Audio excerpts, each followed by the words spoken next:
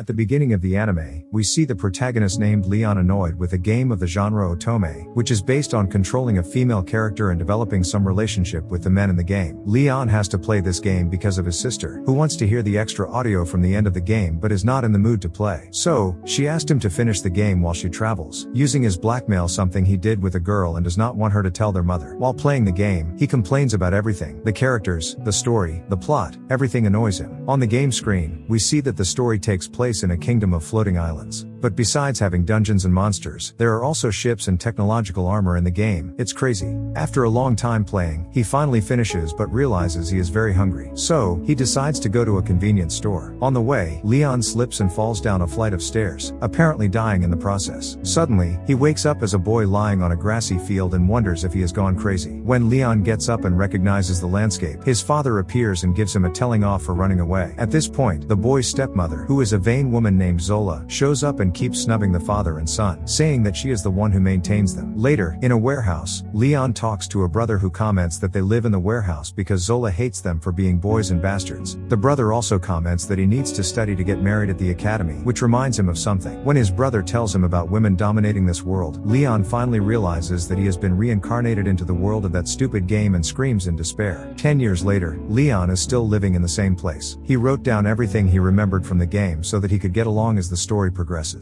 But he realized that he is a mob, in other words, an extra. And after all this time, he even prefers to continue as a generic character and live a simple life. Unfortunately, Zola has found a suitor for him, a 50-year-old woman who has been married more than 7 times, and all the husbands have died in battle. Leon refuses to marry this woman and wants to go to the academy, but Zola says that they can't afford to send another son to the academy. So, considering that money is the problem, Leon has a plan and goes on a trip off the island in a flying boat. On the way, he meets a queen carp, a type of giant flying fish. Leon remembers that it is a good source of XP early in the game and eliminates it with a shotgun blast. When the compass hand starts to turn, he realizes that he has arrived where he wanted to be. Looking down, Leon finds a light below the ocean and tells him it is a transport device. He tries to descend into the water with the flying boat but is sucked into a hurricane. Suddenly, Leon appears on another island near an abandoned building. Inside, he finds a robot that goes into combat mode, but Leon uses magic electricity ammunition to defeat the robot. After this, he arrives at a giant hangar and enters a ship where another even larger robot notices the intruder and begins a fight. This time, the electric ammo doesn't work, and the robot activates a protective barrier after Leon uses an electric grenade. Leon's next shot is stopped by the barrier. Then, after the barrier disappears, Leon uses a normal grenade, which the robot finds strange. But this damages the machine a bit, and it grabs Leon with one hand and lifts him up. At this moment, the robot says that it is from an ancient civilization and that the goal was to eliminate the new civilization. But the old civilization was defeated. However, the robot still has the goal of eliminating the new civilization and begins to squeeze the guy so hard that Leon starts to bleed from the mouth. As a last resort, he points the sword at the robot and activates a function that surprisingly ejects the blade, hitting it on the robot's head and releasing an electrical discharge that defeats it instantly. Leon then walks to the command panel where the system recognizes him as a member of the new civilization but with characteristics of the old civilization. Weakened by the combat, Leon falls unconscious to the ground. At home, Zola comments that Leon is an idiot who not only ruined the arranged marriage but also went on an adventure and ended up dying. Leon's father is not sure about his death, but she comments that it has been 3 months since there has been any news of Leon. The conversation is interrupted when outside, Leon arrives with a ship full of treasures and a floating sphere-shaped drone that calls him master and is apparently the same artificial intelligence as the ship. With all this fortune, it was easy to refuse the marriage, and as predicted, Leon went to the academy. Before going to the academy, Leon started making preparations on an uninhabited island that he found on his way home. The drone called Luxion gives him ideas of what he can build himself on this island, such as hot springs and tourist spots. Leon intends to find someone at the academy to marry and live as a country baronet, but he received the rank of baron at the academy, probably for having cleared the dungeon and discovered the island. So, Leon will have to find some high-ranking woman like Zola. Then, upon arriving at the academy, Leon recognizes as the beginning of the game. He sees some of the main characters like the men he had to chase and the rival of the protagonist. At one point, he sees the prince of the kingdom having a dialogue with a girl, and Leon recognizes it as one of the protagonist's dialogues. but he doesn't recognize the girl. He only finds the face familiar. Later, at a table with other ordinary guys named Daniel and Raymond, Leon asks if any of them have seen any girls like them, who are not from rich families, but no one has found them. From a distance, they see girls excited about the prince's upcoming tea party and comment on how hard it is to compete with these noble guys. Angelica, the prince's fiancée, goes to talk to him, and the atmosphere seems to be tense between the two. Suddenly, the girl from before appears, and the prince calls her by her name, Marie. The bride becomes jealous that the prince is kind to Marie. Later, Leon rents a place and prepares his own tea party. When the guest arrives, she brings some friends and a servant with her. The girls eat all the candy and complain about the amount and types of candy, then go to another guy's tea party. When they leave, Leon hears a commotion outside and finds the girls bullying another girl, calling her a commoner and throwing torn papers at her. Leon recognizes the girl as Olivia, the protagonist of the game. He did not want to get involved in the story of the game but decides to be nice to her and invites her over for tea. While eating, Olivia shows that she is humble and kind. After tea, Leon and Olivia receive tips from his sister, who tells Olivia to approach some important girl in her class, giving her some candy as a present. Olivia has no money, so Leon's sister suggests that he pay for it. Olivia is able to have tea with Angelica and her friends, but Olivia's insecure comments make Angelica treat her coldly. But inside, she considers Olivia better than Marie. Later in the exploration class, Leon and Olivia see Angelica yelling at Marie, who is defended by the prince. Olivia tells Leon that Marie is the daughter of a viscount who is not rich and that Marie suffers more bullying than she does. The other noble boys interfere with Angelica and the prince's argument, and Leon realizes that a few boys may have more power than the women in this world. Everyone heads off to explore the dungeon. Olivia shows some admiration for Leon, but he thinks they shouldn't be close because she is the protagonist and should be with the prince. Olivia and Leon encounter some giant ants, but he defeats them using a sword made by Luxian. Suddenly, a hairy bug jumps from the ceiling and bites Leon's arm, scaring him, but Leon defeats the creature with another sword strike. Several other ants appear, but finally, the nobles arrive to deal with them easily. After the fight, Marie notices a wound on the prince's arm and uses healing magic to help him. Angelica worries about the wound, but the prince doesn't care. Olivia also uses healing magic on Leon to treat the bite he took, so she comments that magic is the only thing she is good at. Leon still has doubts whether he should get involved with the protagonist, even though he is an extra. Elsewhere, we see some girls setting fire to a notebook.